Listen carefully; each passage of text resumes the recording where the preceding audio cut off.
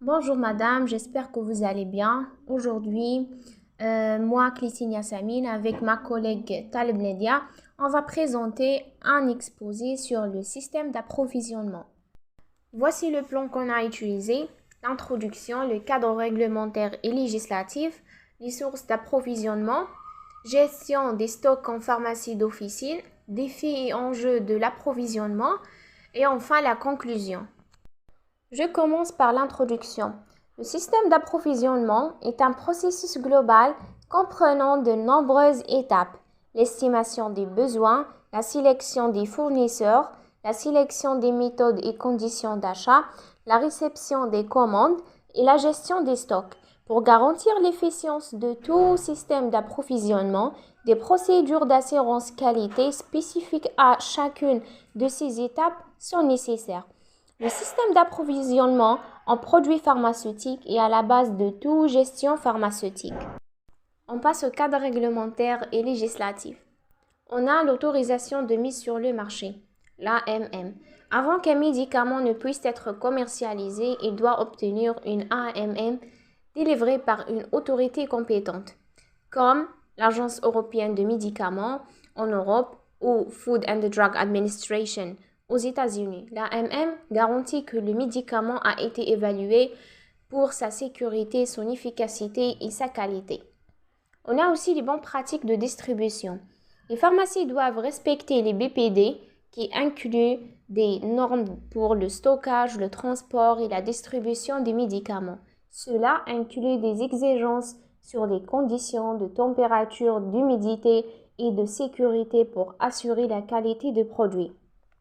On a le contrôle de la qualité. Les pharmacies doivent mettre en place des procédures de contrôle de la qualité pour s'assurer que les médicaments qu'elles distribuent répondent aux normes requises.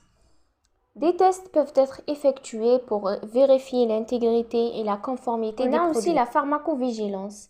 Les pharmacies ont un rôle dans la pharmacovigilance qui consiste à surveiller les effets indésirables des médicaments après leur mise sur le marché.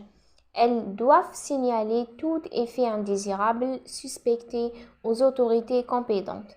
On a aussi la traçabilité.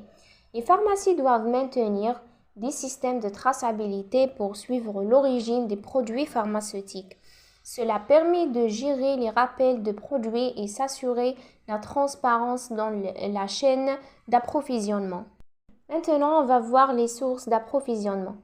On a les grossistes qui agissent comme intermédiaires entre les fabricants de produits pharmaceutiques et leurs clients.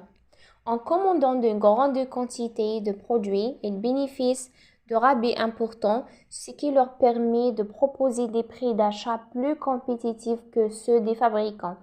La plupart de la société fonctionnent comme des organisations à but non lucratif. On a les fabricants qui sont des entreprises qui se consacrent à la production de médicaments en vue de leur vente en gros ou de leur cession gratuite. Leur activité englobe l'achat de matières premières et l'article de conditionnement, ainsi que les opérations de production, de contrôle de qualité, de libération des lots et de stockage. Toutes ces étapes doivent respecter les exigences des bonnes pratiques de fabrication.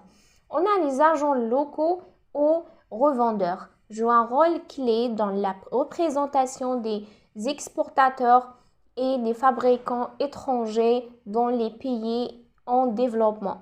Leur implication dans le processus d'achat présente plusieurs avantages et inconvénients. Bonjour madame, j'espère que vous allez bien. Je suis Talib Nadia. Alors, on va passer à la gestion des stocks en pharmacie d'officine. L'approvisionnement en produits pharmaceutiques dans les pharmacies d'officine repose sur une gestion rigoureuse des stocks. Les étapes clés incluant l'analyse des besoins, évaluation de la consommation moyenne mensuelle pour déterminer les produits nécessaires. Planification des commandes, déterminer les quantités optimales à commander pour éviter les ruptures de stock. Sélectionner des fournisseurs, diversifier les sources d'approvisionnement pour négocier de meilleures conditions et réduire les risques. Gestion des coûts, minimiser les coûts d'achat et éviter les pertes dues à l'obsolescence. Les défis et enjeux de l'approvisionnement.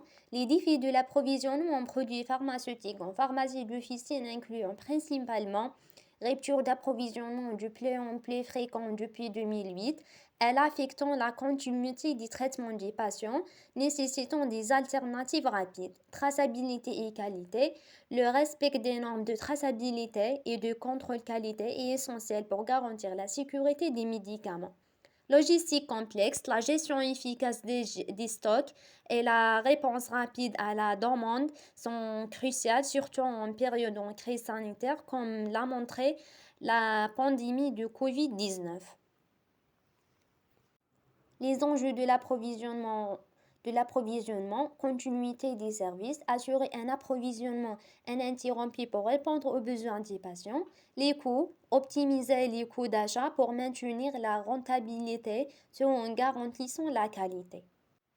En conclusion, l'approvisionnement en produits pharmaceutiques est essentiel pour assurer la continuité des soins en pharmacie. Les pharmacies doivent équilibrer sécurité des approvisionnements, gestion des coûts et concurrence. Les ruptures du stock souvent dues à des problèmes de qualité ou de disponibilité peuvent nuire aux patients. Il est crucial d'optimiser les chaînes d'approvisionnement et de diversifier les sources pour renforcer la résilience. Une gestion proactive et une collaboration entre les acteurs de la chaîne sont nécessaires pour garantir un approvisionnement efficace.